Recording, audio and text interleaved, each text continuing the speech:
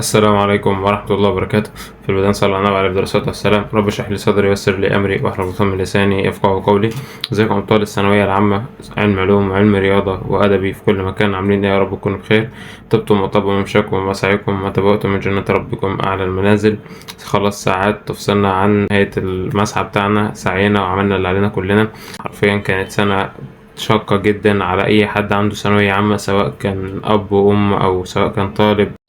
يا عمي خلاص. فانت عملت اللي عليكم وربنا باذن الله يجبر بخاطركم ويرضيكم ويراضيكم. طبعا انا جاي كده قبل النتيجه اتكلم معاكم كلمتين، يعني ايه، بساط كده وحلوين ان شاء الله، وان شاء الله يعني ايه نوصل لحل فيها. اول حاجه كده، النتيجه بتاعتك دي رزق ومكتوب. لحديث النبي صلى الله عليه وسلم: احدكم يجمع خلقه في بطن امه 40 يوما نطفه، ثم يكون علقه مثل ذلك، ثم يكون مضغه مثل ذلك، ثم يبعث الله اليه ملكا فيؤمر باربع كلمات ويقال له: اكتب عمله ورزقه وأجله وشقي أو سعيد. فالنتيجة ده رزق.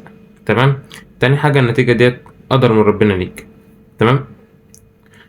قال تعالى: إن كل شيء خلقناه بقدر، ومكتوب حديث النبي صلى الله عليه وسلم: إن الله قدر مقادير الخلائق قبل خلق السماوات والأرض ب50,000 سنة، وكان عرشه على الماء. فالنتيجة رزق وقدر مكتوب. طب هل النتيجة خير؟ نعم، لحديث النبي صلى الله عليه وسلم: عجبا لأمر المؤمن إن أمره كله له خير. وقال الفاروق عمر بن الخطاب: لو عرضت الأقدار على الإنسان لاختار القدر الذي اختاره الله له. فالنتيجة قدر خير. طب هل انا ليه مثلا ليا اختيار او ليا رد على القدر ده؟ مثلا يعني القدر مش عاجبني، ما انا مثلا عايز اجيب 95 لقيت نفسي جايب مثلا 90، جايب 85، جايب حاجه مش هتدخلني الكليه اللي حلمي فيها. هل انا ليا اختيار؟ لا. قال تعالى: وما كان لمؤمن ولا مؤمنة إذا قضى الله ورسوله أمرا أيوة أن يكون لهم الخيرة من أمرهم. أنت مالكش اختيار. طب أنا بصراحة مش عاجبني القدر ده. يعني انا مثلا مش حابب القدر ده، انا مش عاجبني الصراحه. طب هو انا مثلا ينفع مرضاش بالقدر ده؟ وايه جزائي؟ قال صلى الله عليه وسلم: ان عظم الجزاء مع عظم البلاء، وان الله اذا احب قوما ابتلاهم، فمن رضي فله الرضا، ومن سخط يعني ما تقبلش القضاء، ربنا ما رضيش بيه، ومن سخط فله السخط، يعني ربنا مش راضي عليك. الإيمان بالقدر خيره وشره دي من أركان الإيمان. طبعا حديث النبي صلى الله عليه وسلم: لا يؤمن عبد حتى يؤمن بالقدر خيره وشره. فإن أنت ما تؤمنش بقدر ربنا فأنت في خطر أصلا كده. يعني أنت آمنت بالقدر خيره وشره فأنت مؤمن، ما آمنتش بالقدر خيره وشره فأحب أقول لك إن كلام النبي صلى الله عليه وسلم إن أنت مش مؤمن. أيوة، بس ربنا بيعمل كده ليه؟ والله بص، هو احب اقول لك ان ده كل اللي ربنا بيعمله ده لحكمه. تمام. واحنا ما ينفعش نسال فيها. تمام. اول حاجه لحكمه. قال تعالى: ان ربك يقضي بحكمه وهو السميع العليم. وقال تعالى: والله يحكم لا معقب الحكم. وقال تعالى: لا يسأل عما يفعل وهم يسألون. ربنا ما تسألوش انت عملت ده ليه وعملتش ده ليه.